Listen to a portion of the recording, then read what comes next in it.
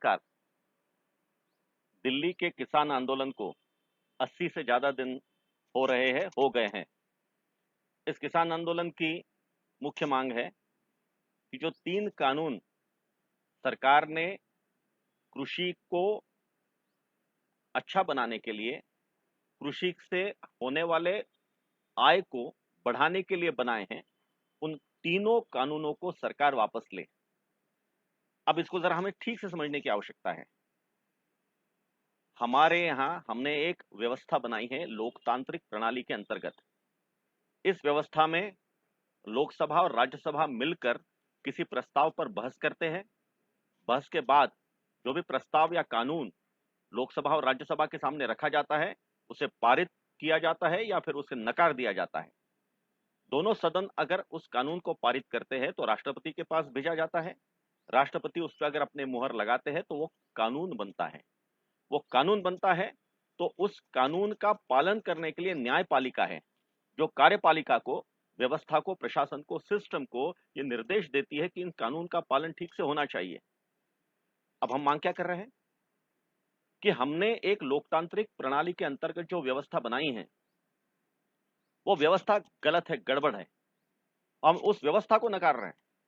उस व्यवस्था ने जो कानून को पारित किया है, उस कानून को वापस लेने की हम बात कर रहे हैं। स्वतंत्र भारत के इतिहास में पहली बार हम कह रहे हैं कि पारित किए हुए कानून को ही वापस लिया जाए। ये हमारी लोकतांत्रिक व्यवस्था पर सीधे सीधे चोट है। ये इस बात का परिचायक है कि कानून को वापस लेने की मांग करने वाले लोग इस देश में अराजक चाहते हैं, इस देश में बनी हुई व्यवस्था को नकारना चाहते हैं, दुत्कारना चाहते हैं, धिक्कारना चाहते हैं और एक अनार्की, एक अराजकता इस देश में निर्माण करने का इनका प्रयास है।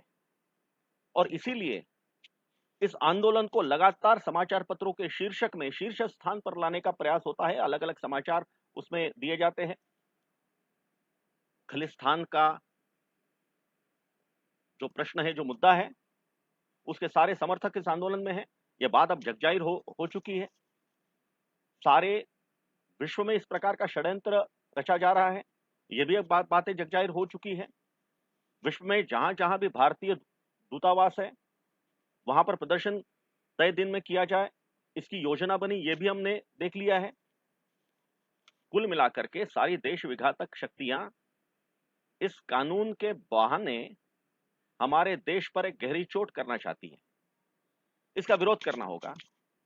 जिस भी प्रकार से, जिस भी स्थान से, जिस भी माध्यम से, जैसे भी संभव हो, इस मानसिकता पर सीधे चोट पहुंचानी चाहिए।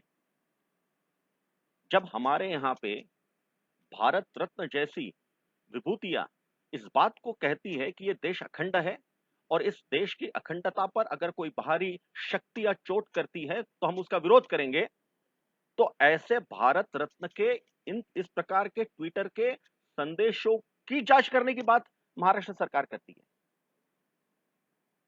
इस प्रकार के आंदोलन में ये सारे अराष्ट्रीय तत्व शामिल है। ये देखते हुए, ये जानते हुए भी सारे विरोधी दल इस आंदोलन को हवा दे रहे हैं और इन्हीं दलों ने इन सारे कानूनों का समर्थन किया है। इस देश में कृषि की व्यवस्था कठिन थी, कठिन है। अनेक किसान आत्महत्या करने को विवश होते हैं। उस विवशता को दूर करने के लिए, कृषि का स्थान और सम्मान पूर्वक लाने के लिए, कृषि की आय बढ़ाने के लिए सरकार ने 3 कानून लाए हैं। उन 3 कानूनों के तहत तक न जाते हुए, 3 कानूनों का अध्ययन न करते हुए, व्यवस्था के अंतर्गत लोकसभा राज्यसभा में बहस करके पारित हुए उस कानूनों के अंतर्गत अगर हम ये कहते हैं कि कानूनों को नकार दें, तो ये सीधे सीधे हमारे देश के अखंडता पर की जा रही चोट है। ये हमला है। इसका पुरजोर जवाब हम सभी ने अपने अपने स्थान पर जैसे भी हो संभव है उस प्रकार से देने की आवश्यकता है। ये आज के समय की मांग